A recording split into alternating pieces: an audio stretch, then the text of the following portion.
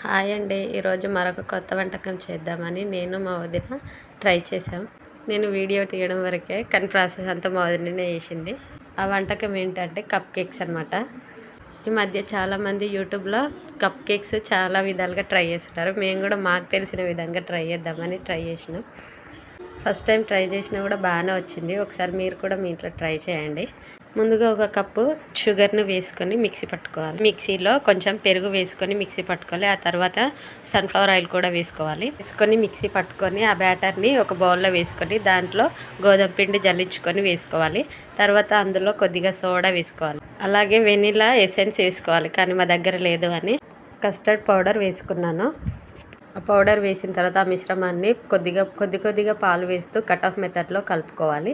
అలా కలిపిన మిశ్రమాన్ని కప్స్లో వేసుకొని కుక్కర్లో ఒక 20 minutes వేడి చేసుకో. అంతే, కప్ కేక్ రెడీ.